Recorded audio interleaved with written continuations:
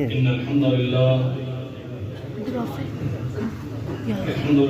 نحمده ونستعينه ونستغفره ونعوذ بالله من شرور أنفسنا وسيئات أعمالنا من يهده الله فلا مضل له ومن يضلل فلا هادي له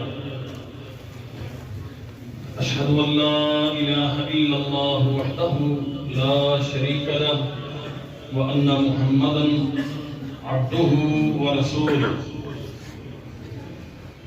أما بعد فقد قال الله تبارك وتعالى أعوذ بالله السميع العليم من الشيطان الرجيم من حمده ونفخه ونفسه وحيل بينهم وبين ما يشتهون كما فعل بأشياعهم من قبل إنهم كانوا في شك مريب اللهم صل وسلم على عبدك ونبيك محمد وبارك وسلم وصل عليه قابل سب احترام عزیز بھائیو محترم دوستو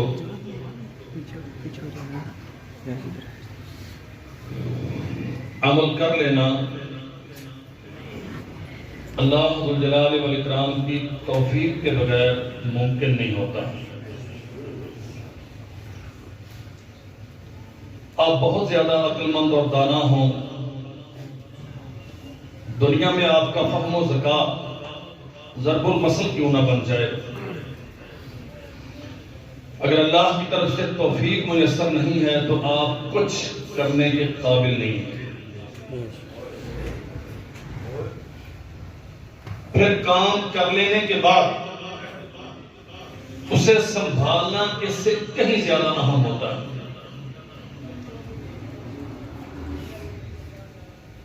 جو دنیا دار طبقہ ہے نا، بے دین، شیطان انہیں پھسلاتا ہے، اس کے ہتھ کنڈے اور ہوتے ہیں۔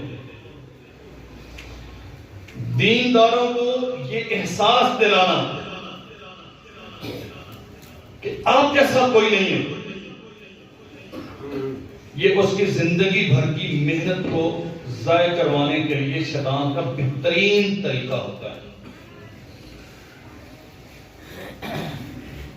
ہمارے جن عزیزوں نے قرآن مجید پڑھا، مکمل کیا یا ابھی تکمیل کے مراحل میں ہیں، یہ سب اللہ ذوالجلال والاکرام کی توفیق خاص سے ممکن ہوا۔ اللہ ان کا یہ عمل ان کے لیے، ان کے والدین اور اقرباء کے لیے دنیا اور آخرت کے عز و شرف کا باعث بنائے۔ جن احباب نے اس کا اہتمام کیا، یقیناً ان سے زیادہ پڑھے لکھے، ان سے زیادہ عقل مند، زیادہ خوبصورت اور زیادہ مالدار موجود ہیں دنیا میں، آپ کے شہر میں موجود ہیں، جو اس قسم کا اہتمام نہیں کر پائے۔ ان پہ بھی اللہ کا احسان ہے، اللہ نے انہیں توفیق سے نوازا، اور ہمارے ان دوستوں نے، بزرگوں نے اس کا اہتمام کیا۔ قاری صاحب کو اللہ نے توفیق دی، انہوں نے شب و روز محنت کی، آپ کے بچوں کو زیور تعلیم سے آراستہ کر رہے ہیں۔ اللہ ذوالجلال والاکرام سب کی محنتیں قبول فرمائے اور ہمیں توفیق وافر عطا فرمائے کہ ہم اعمال سنبھال کے رکھیں، قیامت کے دن ہمارے لیے یہ جنت میں داخلے کا باعث بن جائیں۔ سیدنا عبداللہ ابن عمر رضی اللہ عنہما، بھئی اب یہ گپ شپ اور باتیں بند کریں، تھوڑی دیر کے لیے توجہ رکھیں میری طرف۔ حضرت عبداللہ ابن عمر رضی اللہ عنہما رسول کریم صلی اللہ علیہ وسلم کے ان اصحاب میں سے ہیں جو زندگی کا تقریباً ہر وقت اللہ کی رضا کی تلاش میں رہتے تھے۔ وضو کے لیے پانی لایا گیا یا پینے کے لیے ٹھنڈا پانی لایا گیا، پیالہ سامنے آ گیا تو جناب ابن عمر رضی اللہ عنہما بے اختیار رونے لگ گئے۔ ساتھیوں نے پوچھا حضرت یہاں رونے کا باعث کیا ہے؟ فرمایا تم نہیں جانتے اللہ ذو الجلال والاکرام کی عظیم الشان نعمت ٹھنڈا پانی قیامت کے دن مجرموں کو جو سب سے بڑی سزا ہوگی انہیں پانی سے محروم کر دیا جائے گا. وحیل بینہم وبین ما یشتہون کما فعل باشیاعہم من قبل انہم کانوا فی شک مریب. دنیا کی زندگی میں آخرت کی کوئی خاص تیاری نہیں کی. جنت کی نعمتوں پر ممکن ہے تذکرہ سن کے کبھی سبحان اللہ کہہ دیتے ہوں. کوئی شوق طمع اور حرص ان کے مزاج میں پیدا نہ ہوئی. جہنم کا کوئی خوف ان کی طبیعتوں پہ حاوی نہ ہوا. وہ سمجھتے رہے کہ یہ سارا محض کھیل تماشا ہے. دنیا کے پیچھے بھاگتے رہے. یہی ان کی جستجو کا مرکز و محور رہا. اللہ نے نعمتیں دی, وہ انہیں اپنے زور بازو کا نتیجہ کہتے رہے. عزت و شرف دیا, انہیں اپنے فہم و تدبر کا نتیجہ قرار دیتے رہے. اولاد دی, اسے تحصیل دنیا کے لیے وقف کیے رکھا. اللہ کا دین کیا چاہتا ہے, کتاب و سنت کا مطالبہ کیا ہے, بحثیت مومن کامل, دنیا سے میں نے لینا کیا ہے, دنیا کو میں نے لٹانا کیا ہے. ان فلسفوں میں کبھی گئے نہیں. قریب کے لالچ کے مارے ہوئے قیامت کے دن اللہ ذو الجلال والاکرام انہیں پانی سے محروم کر دیں گے والعیاذ باللہ. اور فرمایا تم نے نہیں سنا, جہنمی جب جہنم میں چلے جائیں گے ونادى اصحاب النار اصحاب الجنہ ان افیضوا علینا من الماء او مما رزقکم اللہ قالوا ان اللہ حرمہما علی الکافرین. جہنمی جہنم میں چلے جائیں گے اور اہل جنت کو درخواست کریں گے جو پانی اللہ تمہیں پلاتا ہے, جو نعمتیں اللہ تمہیں دیتا ہے, اس کا کچھ حصہ ہمیں بھی دو.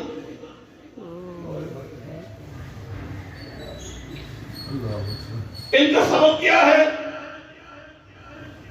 یہ وہ لوگ ہیں یتخذوا بآیاتنا لہوا ولعبا, جنہوں نے کتاب و سنت کو کوئی خاص حیثیت نہیں دی. وہ سمجھتے تھے کہ یہ خاص طبقے کا معاشرے کے پسے ہوئے معاشی طور پہ بالکل پست لوگوں کی ذمہ داری ہے. وہ اپنے بچوں کو مولوی کے پاس بھیجیں, وہ قرآن مجید پڑھیں, پھر ان سے ہم تبرک حاصل کرتے رہیں گے, پھر ملاؤں سے ہم تعویذ لکھواتے رہیں گے, پھر پیروں فقیروں کے آستانوں سے ہم خیرات لیتے رہیں گے. خود چونکہ میں بڑا ہوں, میں چودھری ہوں, علاقے کا وڈیرا ہوں, میں مہنگے سکولوں کی فیسیں افورڈ کر سکتا ہوں, اس لیے میرے بچے کو مسجد میں نہیں کسی بہت مہنگے سکول میں جانا چاہیے. یتخذوا بآیاتنا لہوا ولعبا, یہ قرآن مجید کو چند لوگوں تک محدود کر کے رکھنے والے, خود اس کے قریب نہ جانے والے, غرتہم الحیات الدنیا, جن کی ساری توقعات دنیا کی زندگی تھی, ایک مکان بن گیا ہے اس سے بہتر ہو جائے, فیکٹری بن گئی ہے 2 بن جائے, ایک میرا پوائنٹ بن گیا ہے, اب اسے اور بڑھاؤں, آگے لے جاؤں, گاڑیوں کے ماڈل چینج کرتا رہوں, دنیا کی سہولتیں مجھے حاصل رہے اور معاشرے میں ایک باعزت اور ممتاز مقام مجھے مل جائے. وغرتہم الحیات الدنیا, ان کی ساری توقعات صرف دنیا کے لیے تھی. اللہ ذو الجلال والاکرام فرماتے ہیں قیامت کے دن یہ جہنم میں ہوں گے اور اہل جنت سے پانی کی درخواست کر رہے ہوں گے. یہ اولاد اللہ کی طرف سے بہت بڑی نعمت ہے ہمارے پاس. ثم لتسألن یومئذ عن النعیم, اللہ فرماتے ہیں پھر قیامت کے دن ان نعمتوں کے بارے میں تم سے سوال ہوگا.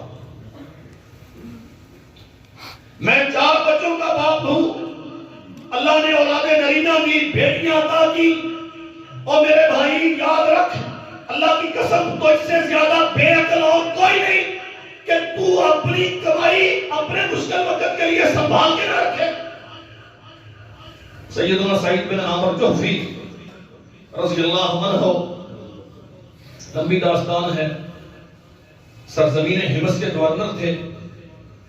عمر بن خطاب رضی اللہ عنہ گئے ان کے علاقے میں،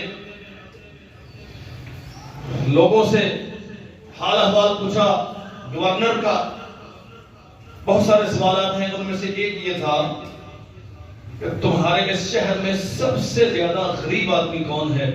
انہوں نے کہا جی جنہیں آپ نے ہمارا امام اور گورنر مقرر کیا ہے سب سے زیادہ غریب یہ 10,000 اشرفیاں عمر بن خطاب رضی اللہ عنہ نے شاہی خزانے سے ان کے لیے روانہ کی، مل گئی، دے کے گھر چلے گئے۔ گھر والی سے کہتے ہیں کہ آج میں بہت پریشان ہوں، بہت بڑا مسئلہ ہو گیا۔ وہ کہتی کیا ہو گیا؟ امیر المومنین فوت ہو گئے۔ فرمایا اس سے بھی بڑا مسئلہ ہو گیا۔ کیا کسی محاذ پہ لشکر اسلام کو شکست ہو گئی؟ فرمایا اس سے بھی بڑا مسئلہ ہو گیا۔ کیا ہو گیا؟ کہا امیر المومنین نے 10,000 اشرفیاں میرے لیے بھیجی۔ یہ وہ دنیا ہے جس کے پیچھے ہم بھاگتے ہیں اور ہمارا مقصد ہے حیات ہی یہ دنیا ہے۔ گھر والی کہنے لگی آپ کے پاس کوئی غلام نہیں ہے، امور سلطنت بھی چلاتے ہیں، گھر کے کام کاج بھی خود ہی کرتے ہیں، کوئی غلام لے لیں، کوئی زندگی تھوڑی سہل ہو جائے گی، آپ کا کوئی معاون ہو جائے گا۔ تھوڑی دیر خاموش رہے اور فرماتے ہیں کہ مشورہ دو، کیا یہ عقل مندی کا تقاضا نہیں ہے کہ ہم اپنی یہ دولت مشکل وقت کے لیے سنبھال کے رکھیں؟ اس نے کہا جی بالکل، ہمیں سنبھال کے رکھنی چاہیے کہ مشکل وقت میں کام آئے گی۔ فرماتے ہیں پھر مرنے کے بعد کے مرحلے سے زیادہ مشکل وقت تو اور کوئی نہیں ہوتا، اس لیے میں یہ دولت ساری اسے دے رہا ہوں جو مرنے کے بعد مجھے لوٹائے گا۔ میرے بھائیوں یہ جو اولاد ہے نا، ہاں آپ کے بڑھاپے کا سہارا بھی ہوگی، جب کمر آپ کی جھک چکی ہوگی تو یہ آپ کے لیے عصا اور لاٹھی کا کام بھی کرے گی اور دنیا میں آپ کا نام بھی زندہ رکھے گی۔ رب لا تذرنی فردا وانت خیر الوارثین کہ زکریا علیہ السلام نے دعا کی تھی، اللہ میری نسل کا سنبھالنے والا تو بھی ہونا چاہیے۔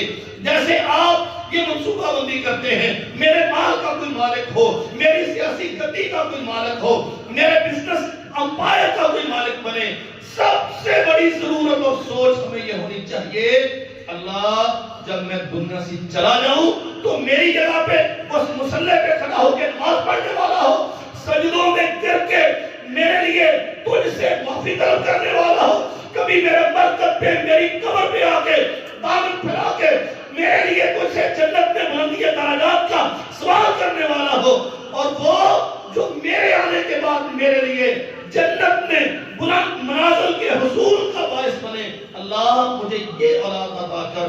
میرے بھائیوں ہمارے لیے مشکل وقت وہ ہوگا اور اس کے لیے آج تیاری کرنے کی ضرورت ہے۔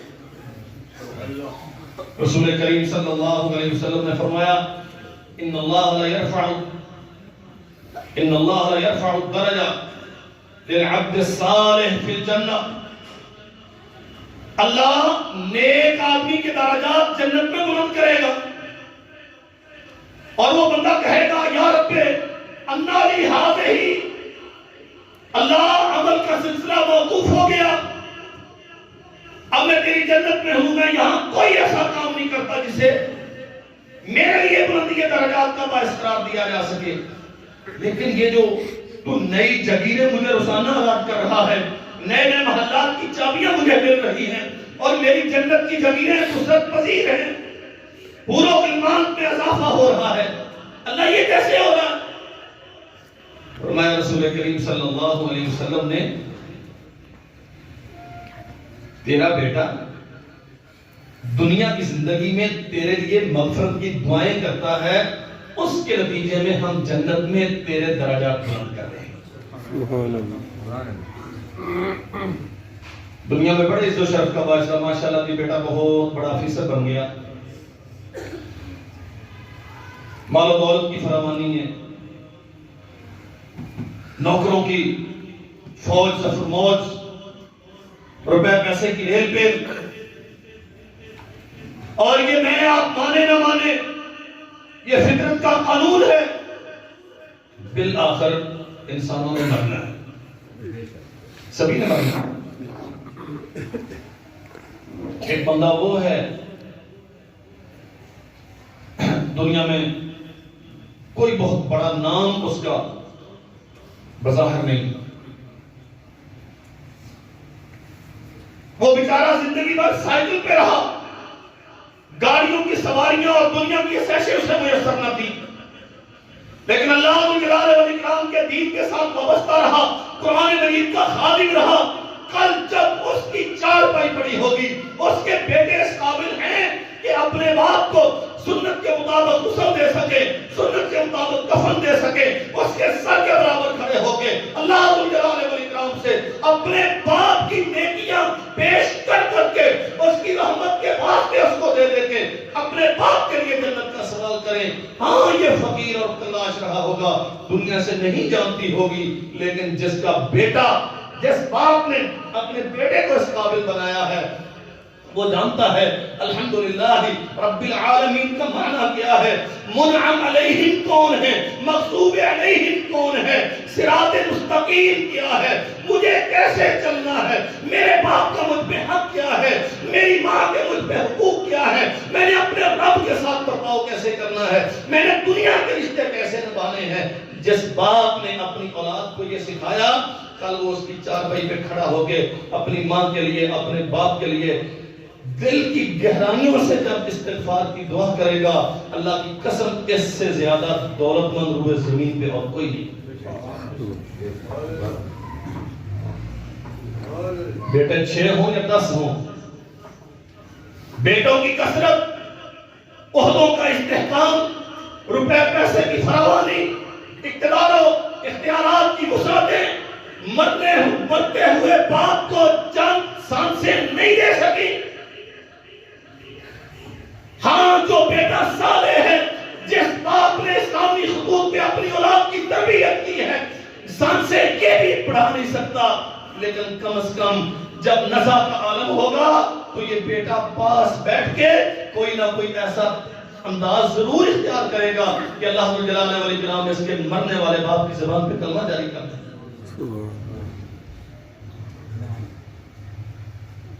دنیا روزانہ مرتی، اللہ کی قسم مرتی ہے، یہ تو فطرت کا قانون ہے۔ جنازوں میں آپ بھی جاتے ہیں، موقع ہمیں بھی ملتا ہے، بڑے بڑے سیاستدان ہوتے ہیں، بڑے بڑے جاگیردار ہوتے ہیں، فلاں وڈیرا فوت ہو گیا، ہزاروں کا اجتماع ہوتا ہے، لیکن ان میں کتنے ہوتے ہیں جنہوں نے بغیر وضو کے جنازہ پڑھا؟ کتنے ہوتے ہیں جنہیں فاتحۃ الکتاب کا ترجمہ تشریح سے علم نہیں ہوتا؟ کتنے ہوتے ہیں جنہیں جنازے کی دعائیں نہیں آتی ہوتی؟ ہاں وہ بندہ جو فقیر تھا، تن تھامنے کے لیے کپڑے مشکل سے میسر آتے تھے، لیکن اپنے پیٹ کاٹ کے بیٹوں کو قرآن کا عالم بنایا، حدیث رسول کا محافظ بنایا، وہ مصلی کے وارث پیدا کرتا رہا۔ جب وہ دنیا سے جاتا ہے، ممکن ہے اس کے جنازے میں تھوڑے ہوں، لیکن جو ہوں گے وہ قرآن کی وجہ سے، وہ محمد رسول اللہ کے دین کی وجہ سے اخلاص کے ساتھ آئیں گے، پھر وہ سیاسی تماشے نہیں ہوں گے۔ میں نے دیکھا، ایک سے زائد مرتبہ دیکھا، لوگ تبرک کے لیے بلاتے ہیں، فلاں کو بلاؤ جنازے کے لیے، فلاں کو بلاؤ جنازے کے لیے۔ ہاں کسی اچھے آدمی کو، نیک کو، زیادہ دعائیں کرنے والے کو، جسے آپ بلا سکتے بلائیں، کوئی حرج نہیں، لیکن یاد رکھو میرے بھائیو، دعائیں کو مانگنے والے کی تب مستجاب ہوتی ہیں جب بندے کے اپنے کوشہ دان میں کچھ ہوتا۔ جس کا اپنی زمین خالی ہے، جس کے پاس کچھ نہیں، نہ اس کے پاس عقیدہ ہے، نہ رسول اللہ کی سنت سے تعارف ہے، نہ محمد رسول اللہ کی محبت اس کے دل میں جان گزی ہے، نہ بچوں کو اس نے اس راستے پہ لگایا، مانگنے والے کی دعائیں کتنی دیر تک اس کے لیے آسرا بنیں گے؟ ہم نے دیکھا جنازہ ہو رہا ہے، تقریباً 2 ایکڑ جگہ تھی جس پہ جنازہ تھا، بہت بڑا سیاستدان تھا. میں پہنچا وہاں جنازے کے لیے. قسم رب الجلال والاکرام کی، اس کے بیٹے نے مجھے کہا مختصر سی دعائیں پڑھنا، کوئی بہت لمبا جنازہ نہیں پڑھانا. یہ نشین ہے، باپ زندگی بھر کماتا رہا، اس نے حلال و حرام کا فرق نہیں کیا، اپنے بیگانے کا لحاظ نہیں کیا، صحیح غلط کی کوئی تمیز نہیں کی. اللہ کا حق کیا ہے، اس کے رسول کا فرمان کیا ہے، میں کس کس کے پہ ظلم ڈھا کے اپنی جگیریں وسیع کر رہا ہوں، کوئی اس میں کوئی لحاظ نہیں رکھا اس نے زندگی بھر. آج ابھی اس کو دفن نہیں کیا گیا، اس کی اولاد اس سے بے وفائی کرتی ہے، کہتی نہیں جنازہ مختصر سا پڑھانا. جو پڑھانے والے تھے وہ اختصار کا کہہ رہے تھے، جو پڑھنے والے تھے شام کا ٹائم تھا، انہوں نے اپنی گاڑی کی لائٹیں ذرا جلائیں اور وہ ماشاءاللہ 2-3 گاڑیوں کا قافلہ آیا اور جو فوت ہوئے تھے ان کے اولاد سے، ان کے ورثاء سے تعزیت کر کے حاضری لگوا کے جنازہ شروع ہونے سے پہلے بھاگ گئے.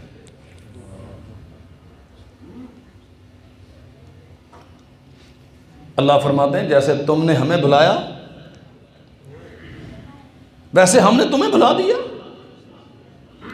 وَقَانُوا بِآيَاتِنَا يَجْحَدُونَ، تم سمجھتے تھے کہ یہ کمزوروں کا، کمی کمین کا، یہ مزدوری کرنے والوں کا، معاشرے کے معاشی طور پہ پسے ہوئے طبقے کا کام ہے کہ وہ حافظ بنے، وہ قرآن کا عالم بنے، وہ مسجد کا مولوی بنے. ہم تو چونکہ رئیس ہیں، خاندانی لوگ ہیں، مسجد کا کام ہمارا نہیں، ہمارا بچہ مصلی پہ جا کے بیٹھے.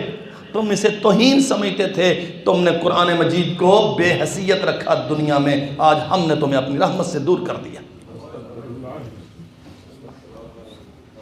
ٹیلی فون بج رہے ہیں، ایک بیٹا آؤٹ آف کنٹری تھا، وہاں سے فلائٹ لے کے آ رہا ہے، ایک اسلام آباد میں تھا وہ پہنچ رہا ہے.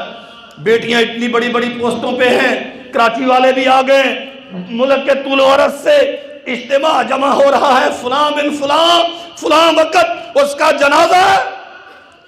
گاڑیوں پہ، رکشوں پہ اسپیکر لگا کے شہروں میں باقاعدہ اعلانات کیے جاتے ہیں، منادی کی جاتی ہے، اور پھر انتظار ہوتا ہے یہ والا بھی آ گیا، وہ والا بھی آ گیا، وہ 22ویں گریڈ کا آفیسر، وہ کنگ میکر، وہ فارن آفس کا، وہ فارن افیئرز کا بہت بڑا ایکسپرٹ، سارے موجود ہیں، بچیاں موجود ہیں.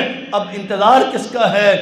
مسجد کے مولوی کو بلوا کے لاؤ کہ میں نے اپنے بچوں کو اپنا پیٹ کاٹ کاٹ کے حلال و حرام کا لحاظ کیے بغیر، ان بچوں کی ماں نے اپنے زیور رہن رکھ کے انہیں ایچیسن میں پڑھایا تھا، انہیں کیمبرج آکسفورڈ میں بھیجا تھا، لیکن ان میں سے ایک بھی اس قابل نہیں ہے کہ آج جب پہلی بار باپ کو ضرورت پڑی ہے کہ میرے بچے مجھے نہلائیں، مجھے غسل دیں، مجھے مسنون طریقے پر کفن دیں، بچوں کو نہیں پتا. اب وہ 1.5 اینٹ کا مولوی کہہ کر جسے زندگی بھر رسوا کرتے رہے، اسے بلا کے لاؤ. قسم رب الجلال والاکرام کی، اس سے زیادہ فقیر، اس سے زیادہ قلاش، اس سے زیادہ تہی دامن، اس سے زیادہ تنہا اور غریب کون ہے جس کے اتنے بڑے بڑے افیسر بیٹے ہیں لیکن اپنے باپ کو نہلانے کے قابل نہیں.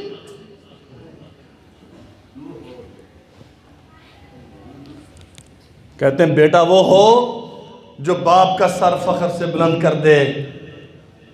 اللہ اکبر، بالکل اللہ کی قسم، بیٹا وہ ہونا چاہیے جو باپ کا سر فخر سے بلند کر دے، عزت کا تاج باپ کے سر پہ پہنائے. اور وہ کون کرے گا؟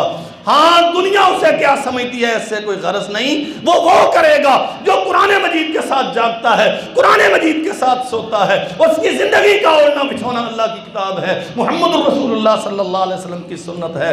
سیدنا سالم بن عبداللہ ابن عمر رحمت اللہ علیہ، حجاج بن یوسف نے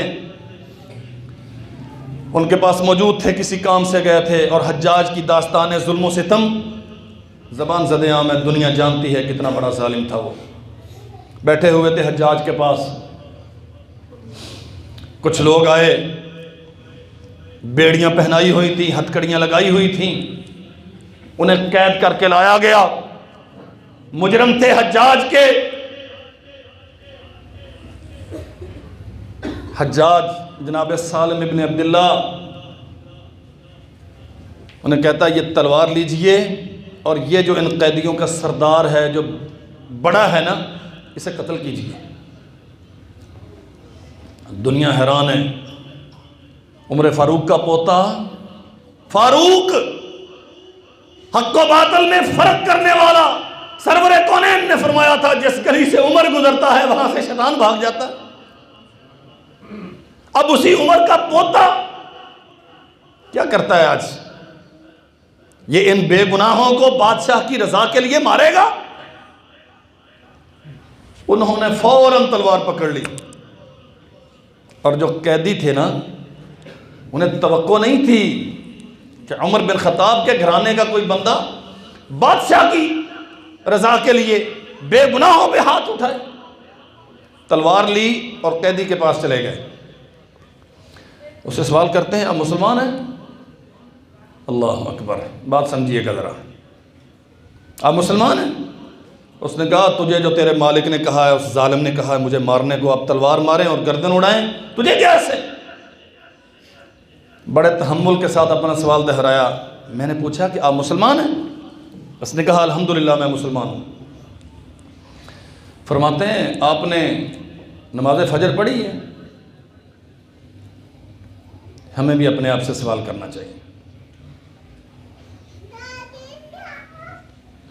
جان کنی، زندگی موت کا مسئلہ ہے، تلوار اٹھی گردن پہ پڑی تو زندگی ختم، لیکن سوال کیا ہے؟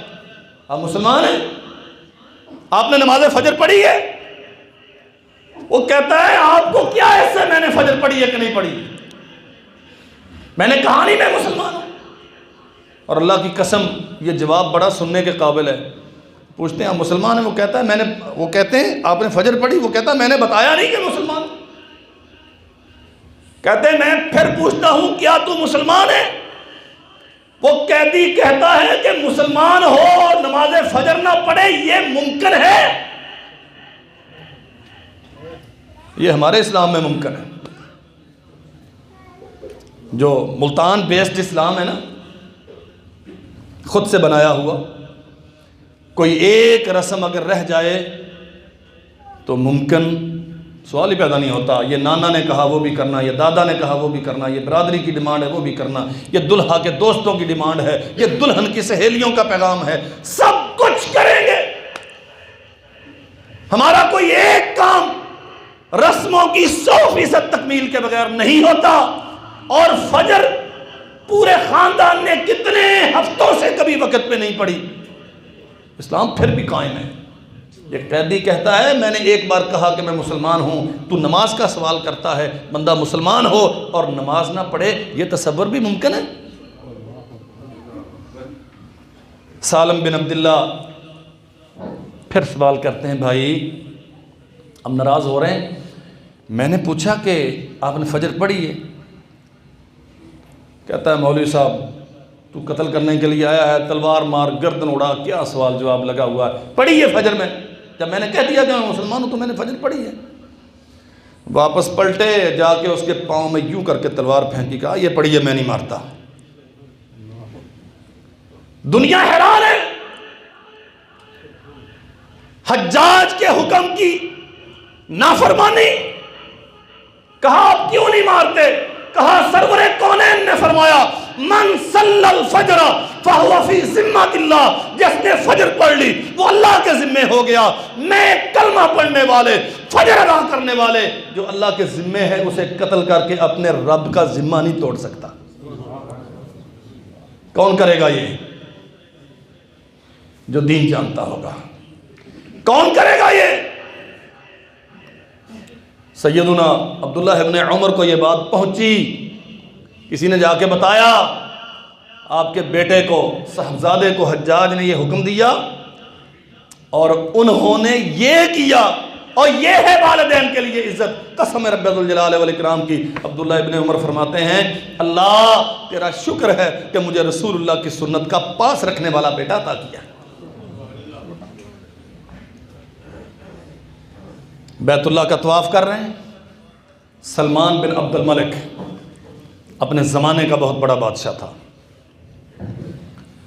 بنو امیہ میں عبد الملک اور اس کے بیٹوں سے بڑی بادشاہت کسی کی نہیں ہوئی۔ اس نے دیکھا ایک پرانے سے لباس والا مفلوق الحال، غربت کے آثار اس پہ نمایاں ہیں، اور وہ بیت اللہ کی دیوار کے قریب بیٹھا گڑ گڑا کے روئے جا رہا ہے اور مانگے جا رہا ہے اور روئے جا رہا ہے اور مانگے جا رہا ہے۔ یہ بادشاہ تھا، قریب جا کے کان لگا کے سننے کی کوشش کی۔ اللہ میں تجھ سے تیری رحمت کا سوال کرتا ہوں، اللہ میں تجھ سے تیری رحمت مانگتا ہوں۔ یہ بیٹھا رہا کہ یہ عبداللہ ابن عمر کا بیٹا ہے، عمر بن خطاب کا پوتا سالم ہے، یہ دعا سے فارغ ہوگا، میں بات کروں گا۔ جب دعا مکمل کی، نگاہ اٹھا کے دیکھا تو وقت کا حکمران بیٹھا ہوا ہے۔ اللہ کی قسم اگر آپ اپنے بچوں کو قرآن مجید کا عالم بنائیں نا تو پھر عزت کا معیار یہ ہے، یہ جسے ہم عزت سمجھتے ہیں نا، کبھی لیڈر کارکنوں کی منتیں کر رہا ہوتا ہے، ان کے گھروں میں جا کے اپنی عزتوں کے دوپٹے ان کے قدموں پہ رکھ رہا ہوتا ہے کہ میری پارٹی چھوڑ کے نہ جاؤ، اور کبھی کارکن لائن بنا کے اس کی ایک جھلک دیکھنے کے لیے سارا سارا دن دھوپ میں کھڑے رہتے ہیں۔ یہ عزت ہے؟ عزت یہ ہے ممالک اسلامیہ کا بلا شرکت غیر بادشاہ ایک مفلوق الحال مولوی اور قرآن کے خادم کے سامنے دوسالو بیٹھا، یوں نگاہ غلط اٹھا کے دیکھا، پرواہ نہیں ہے، بادشاہ بیٹھا ہے تو بیٹھا رہے، مجھے اس سے کیا؟ حضرت میرے لیے بھی یہ دعائیں فرمائیں، ٹھیک؟ اور کہنے لگا آپ نے مجھے پہچانا، میں وقت کا حکمران سلیمان بن عبد الملک۔ اللہ اکبر۔ میں آپ کے دادا محترم کو بڑا پسند کرتا ہوں، میں امور سلطنت میں ان کی پیروی کرتا ہوں، عمر بن خطاب کا نام لیا۔ آپ کے خاندان سے مجھے بڑی محبت ہے، آپ کا لباس، آپ کا چہرہ بتا رہا ہے کہ آپ معاشی طور پہ برے حال میں ہیں، میرے لائق کوئی خدمت ہو تو مجھے کہیے۔ سمجھو میرے بھائیوں، مجھے بتائیے آپ کی کیا ضرورت ہے میں پوری کروں؟ فرمایا اللہ کے گھر میں بیٹھ کے غیر سے اپنی ضرورتیں مانگتے ہوئے اس سے شرم آتی ہے۔ نہیں سمجھائی بات؟ یہ جو آج مولوی آپ کے سامنے دامن پھیلا کے مانگتا ہے نا، لوگ شکوہ کرتے ہیں یار مولویوں کے تو پیٹ ہی نہیں بھرتے، پھر کہتے ہیں نہیں حافظ نہیں بنانا، حافظ بنا لیں گے تو ساری عمر یہ بیچارہ چندے مانگتا رہے گا۔ یہ سارا کچھ اس لیے ہوتا ہے کہ بالعموم مولوی معاشی طور پہ مضبوط گھرانوں کے بچے نہیں بنتے۔ اگر کسی چودھری کا، کسی بڑے بزنس مین کا بیٹا ہو اس مسلح کا امام اور اس مسجد کا خطیب، جسے انتظامیہ کی طرف سے صدر متولی کی طرف نہ دیکھنا پڑے، اسے پتہ ہے کہ میں اپنی V8 سے اتر کے آ کے جمعہ پڑھاؤں گا، مجھے ان کے 10,000 کی ضرورت نہیں ہے، تو قسم رب ذوالجلال والاکرام کی پھر دین باعزت ہوگا اور شرف والا ہوگا۔ بڑے گھروں کے بچے تو آتے نہیں۔ ہمارے معاشرے میں جنہیں کمی کمین سمجھا جاتا ہے، معاشی طور پہ جن کا گزر نہیں ہوتا، ان کے بچے مولوی آ کے بنتے ہیں، تو پھر وہ بیچارے چونکہ گھر میں اتنے وسائل ہوتے نہیں ہیں، وہ ساری عمر پھر چودھریوں کی جیب کی طرف دیکھتے رہتے ہیں۔ اللہ اکبر۔ صف بندی ہوتی ہے، میں آپ کا مولوی ہوں، میں کہتا ہوں صفیں ساتھ ملا لو، ملاتا ملتا کوئی نہیں، ہم تو کہتے رہتے ہیں لیکن آپ ملاتے۔ اور اگر یہاں تنخواہ دار مولوی کی بجائے اپنے جیب سے خرچ کر کے نماز پڑھانے والا مولوی ہو تو کیا خیال ہے؟ سب سیدھی ہوتی ہے کہ نہیں ہوتی؟ مجھے ڈر ہے کہ میں نے اگر چودھری صاحب کو زیادہ زور سے کہہ دیا نا، نام لے کے حضرت آپ اپنے پاؤں سیدھے کر لیں، تو چودھری کہے گا تو نماز پڑھاتے اگلی تے فارغ، من مولوی اور بتھیرے۔ اور جسے یہ ڈر نہیں ہوگا پھر صفحے بھی درست ہوں گی، پھر دل بھی درست ہوں گے، اور اس معاشرے کی سمت بھی درست ہوگی. لیکن یہ کب ہوگا؟ جب امیر المومنین عمر بن خطاب کا بیٹا عبداللہ وقت کا سب سے بڑا مفتی ہوگا. عمر بن خطاب نے کہا تھا یہ 6 لوگوں کی کمیٹی بنا رہا ہوں جو میرے جانے کے بعد نئے خلیفہ کا انتخاب کریں گے. ان 5 میں سے جس کو جی چاہے منتخب کر لینا. میرا بیٹا عبداللہ یہ مشورہ ضرور دے گا لیکن خلیفہ کے لیے یہ میں اسے خارج کرتا ہوں، یہ خلیفہ نہیں بنے. کچھ لوگ آئے عمر بن خطاب کا عبداللہ ابن عمر کے پاس، حضرت آپ مسلمان آپس میں لڑ رہے ہیں، صفین کا مارکا ہوا، اتنی شہادتیں ہو گئی، ادھر بھی کلمہ پڑھنے والے ادھر بھی کلمہ پڑھنے والے، آپ خلافت کیوں نہیں قبول کرتے؟ فرمایا مجھے نہیں چاہیے. وہ کہنے لگا اگر کوئی آپ کی خدمت میں کوئی تحفے تحائف پیش کریں، کوئی اچھا مکان بنا دیں، کوئی گاڑی واڑی لے دیں، کوئی خدمت کریں آپ کی، تو پھر تو آپ قبول کر لیں گے. فرمایا اٹھ کے چلے جاؤ اور میری زندگی میں دوبارہ کبھی میرے سامنے نہیں آنا. ابن عمر کا ایمان تمہارے درہم و دینار سے ہزاروں گنا زیادہ قیمتی ہے. میں اللہ کی بارگاہ میں اس حال میں جانا چاہتا ہوں کہ میرے دامن پہ کوئی داغ نہ رہے. جب اس قسم کے گھرانوں کے لوگ قرآن مجید سیکھیں گے نا، پھر علم اور اہل علم باوقار ہوں گے.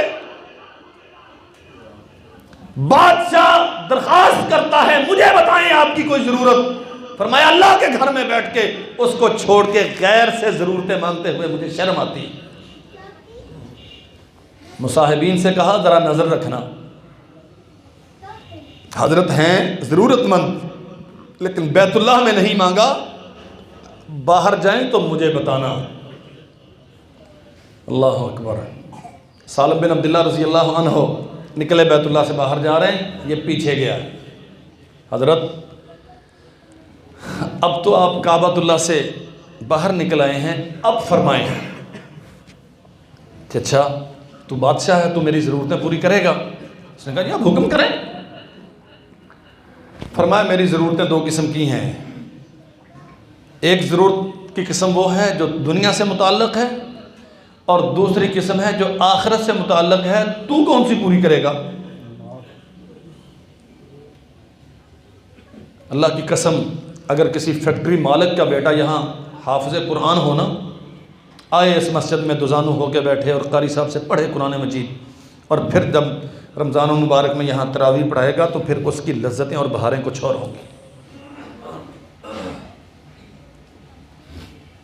میں ہدیہ تبریک پیش کرتا ہوں ان معاشی طور پہ پسے ہوئے طبقات کو، وجہ کچھ بھی رہی ہو، جن کے بچے خدمت دین کا یہ چراغ جلا کے بیٹھے ہیں.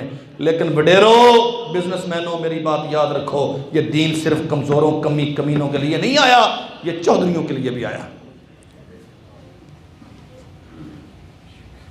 فرمایا کون سی ضرورت پوری کرے گا؟ اب بادشاہ سلامت کی بس ہوگی. حضرت دنیا کا کوئی مال و منال چاہیے، کوئی روپیہ پیسہ چاہیے، کوئی سواری چاہیے، کوئی گھر چاہیے، کوئی ضرورتیں چاہیے تو مجھے حکم کریں. آخرت میں تو میرا اختیار نہیں. سنو میرے بھائیو، دین بندے کو کیا اہمیت اور غیرت دیتا ہے. فرمایا تو نے غلط جگہ پہ آ کے اپنا تعاون کا ہاتھ پھیلایا ہے. میں تو دنیا کی ضرورتیں دنیا کے مالک سے کبھی نہیں مانگتا، وہ بن مانگے سب کچھ دے رہا ہے. تو کیا حیثیت رکھتا ہے کہ تو اسے دنیا مانگو؟ یہ تیرے بچے تیرے لیے یہ جنت میں جانے کا باعث ہیں یا جہنم میں جانے کا باعث ہیں. اگر تو انہیں قرآن سے وابستہ کر گیا تو یقیناً یہ قیامت کے دن تیرے لیے شفیع ہوں گے. قرآن شفیع ہوگا. سرور کونین صلی اللہ علیہ وسلم نے فرمایا القرآن حجت لک او علیک. قرآن قیامت کے دن اللہ کی بارگاہ میں تیری سفارش کر کے تجھے جنت میں لے جائے گا یا تیرے خلاف کیس لڑ کے تجھے جہنم میں ڈال دے گا. فرمایا رسول کریم صلی اللہ علیہ وسلم نے القرآن شافع مشفع وما حل مصدق. مسئلہ صرف اتنا نہیں کہ فلاں بن فلاں قرآن مجید کا حافظ بن گیا، اس کی دستار بندی ہوگی، اسے سند دے دی گئی، اسے پرائز مل گیا اور بس. او بھائی اگر تو نے اخلاص نیت کے ساتھ یہ کیا اور تیرا بچہ قرآن مجید کے مطابق کھڑا رہا زندگی میں تو یہ تیرے لیے جنت میں داخلے کی ضمانت بن گیا.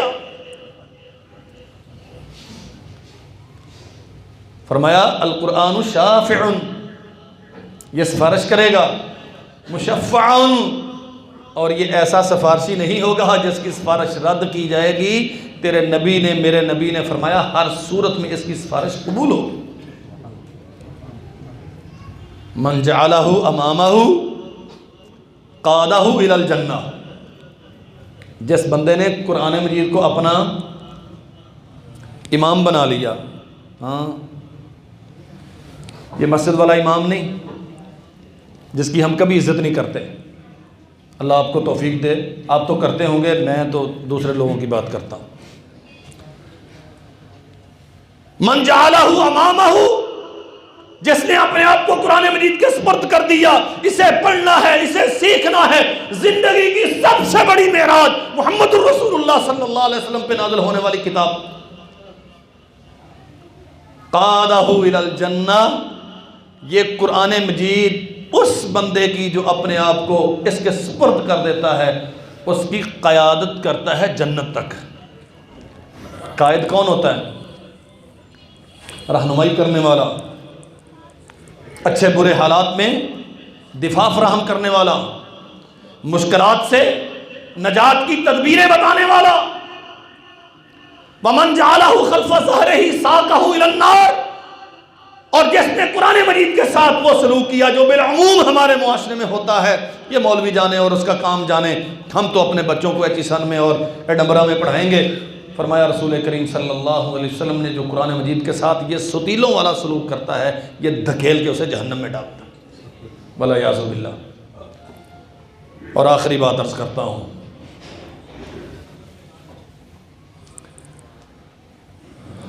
آج ہر بندہ تقریباً بیمار ہے اور میڈیسن پہ چلتا ہے. ایسے ہی ہاں ڈاکٹر صاحب موجود ہیں، اور بھی دوست ہوں گے جو میڈیسن سے، میڈیکل سے متعلق ہیں. سب سے زیادہ بیماریاں کیا ہیں؟ ڈپریشن، ذہنی امراض. ان کا علاج کیا ہے؟ دوائی کھاؤ اور سو جاؤ. انسان کے جسم میں دو چیزیں ہیں، ایک اس کے پارٹس ہیں، آرگنز ہیں. یہ سارے کس سے بنے؟ مٹی سے بنے. اور اللہ ذوالجلال والاکرام نے ان کی ضرورتیں بھی اور ان کی دوائیاں بھی مٹی سے پیدا کی ہیں. دوسری چیز ہے روح. یہ کہاں سے آئی ہے؟ یسألونک عن الروح قل الروح من امر ربی. اللہ کرے کچھ آپ کو یاد نہ رہے تو یہ ایک آخری جملہ میرا آپ کے ذہنوں پہ نقش ہو جائے. جسم سارا مٹی سے بنا ہے، اس کی ضرورتیں بھی ساری اللہ نے مٹی سے بنائی ہیں. دوائی چاہیے مٹی سے بنتی ہے، پانی چاہیے مٹی سے آتا ہے، کپڑا چاہیے مٹی سے آتا ہے، خوراک چاہیے مٹی سے آتی ہے، چھت چاہیے مٹی سے آئی ہے، زمین چاہیے مٹی ہے، رشتے ناتے چاہیے مٹی سے آئے ہیں. ایک چیز ہے روح. قرآن مجید اثر کرتا ہے روح پر. قل یا ایھا الناس، ہاں یا ایھا الناس قد جاءتکم موعظۃ من ربکم وشفاء لما فی الصدور وہدی ورحمۃ وموعظۃ وہدی ورحمۃ للمؤمنین. یہ روحانی بیماریوں کا تریاق ہے. روح آسمان سے آئی ہے، اس کی غذا بھی اللہ نے نہیں سمجھائی. بات کامن سینس کی بات ہے. جو چیز اللہ نے زمین سے پیدا کی ہے اس کی غذا اور ضرورتیں زمین سے پیدا کی ہیں. جو چیز اللہ نے آسمان سے اتاری ہے اس کی غذا بھی آسمان سے اتاری ہے. ایسے نہیں کہا الا بذکر اللہ تطمئن القلوب. کھڑے ہیں، قرآن مجید پڑھ رہے ہیں، درد کا احساس مٹ گیا۔ وقت نہیں ہے میرے پاس، ہمارے اسلاف کے کتنے ایسے واقعات ہیں، ناسور بنا ہوا ہے پنڈلی پر، اسے آپریٹ کرنا پڑے گا، کاٹنا پڑے گا۔ یہ شاید 20 سال، شاید 1 صدی سے پہلے کا واقعہ ہے، اسے حضرت کاٹنا پڑے گا، تب یہ کلوروفارم یا یہ انتھیزیا وغیرہ یہ آلات نہیں تھے۔ فرمایا اچھا میں نوافل کی 2 رکعت کی نیت کر کے نوافل شروع کرتا ہوں، تم اپنا کام کر لینا۔ جب سلام پھیرا تو تعجب کے ساتھ پوچھا بھائی وہ تم نے کیا نہیں؟ حضرت ہم نے تو کب کا آپ کا وہ متاثرہ حصہ کاٹ کے پھینک دیا اور سرجری بھی کر دی۔ اتنے منہمک تھے قرآن مجید پڑھنے میں، اللہ کی بندگی میں احساس تک نہیں ہوا کیا ہو۔ یہ فرضی قصے نہیں ہے۔ قرآن مجید سے میرے بھائیوں تعلق جوڑیے، اپنے بچوں کو قرآن مجید کا خادم بنائیے، بھیجیے مسجد میں، وہ جو حشر کا میدان لگا ہوا ہوگا اور اللہ ذو الجلال والاکرام قرآن پڑھنے والوں کے لیے اعلان کرے گا جا، جہاں تیری جا کے منزل مکمل ہوگی وہیں تیرا مقام ہوگا، اور عزت و شرف کے تاج پہنائے جائیں گے ان کو جو قرآن مجید پڑھانے والے، جو قرآن مجید بچوں کو سکھانے کے لیے اپنے پیٹوں پہ پتھر باندھ کے اپنی اولادوں کو دین کے لیے وقف کرنے والے ہوں گے، اور دنیا رشک کر رہی ہوگی یہ کون ہے؟ یہ قرآن سے متعلق ہیں۔ اللہ کی قسم یہ ساری کلفتیں، ساری اذیتیں، ساری پریشانیاں، لوگوں کے تانے، اور جی اس نے وہ دیکھو جی اتنا بڑا مالدار ہو تو اس نے بچہ حفظ قرآن کے لیے بھیج دیا، یہ سارے رسول کریم صلی اللہ علیہ وسلم نے فرمایا وہ انسان جو زندگی بھر دکھوں میں مصیبتوں میں رہا ہوگا لیکن اللہ کے دین کے ساتھ وابستہ رہا ہوگا، جنت کا ایک چکر، وہاں کوئی 2-4 سال ٹھہرا نہیں، ایک چکر جنت کا اسے 60-70 سال کی ساری مصیبتیں بھلا دے گا۔ اللہ کی رحمتیں اتنی وسیع ہیں، اللہ ذو الجلال والاکرام ہمیں توفیق عطا فرمائے۔ قرآن مجید ہماری زندگی کا سب سے اہم مقصد ہونا چاہیے، اور یاد رکھو میرے بھائیوں یہ زندہ جاوید کتاب ہے، یہ ماضی کا افسانہ نہیں ہے، یہ خالی مری ہوئی تاریخ نہیں ہے، یہ زندہ جاوید کتاب ہے۔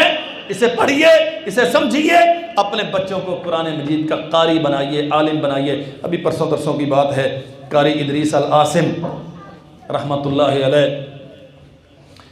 واللہ حیرانی ہوتی ہے، آپ کبھی ان کے جنازے کی ویڈیوز دیکھیں، یہ فلاں ادارے کا شیخ الحدیث ہے، یہ فلاں ادارے کا امام ہے، یہ فلاں مسجد کا خطیب ہے، 1-2 نہیں ہزاروں لوگ جو شیوخ الحدیث، حدیث کے عالم، قرآن مجید پڑھنے پڑھانے والے پورے ملک سے جمع ہوئے، اس کے لیے، اس اللہ کے بندے کے لیے رو رو کے دعائیں کر رہے ہیں، اللہ یہ تیرے دین کا خادم تھا تو اسے اپنی جنت میں شاندار مہمان بنا۔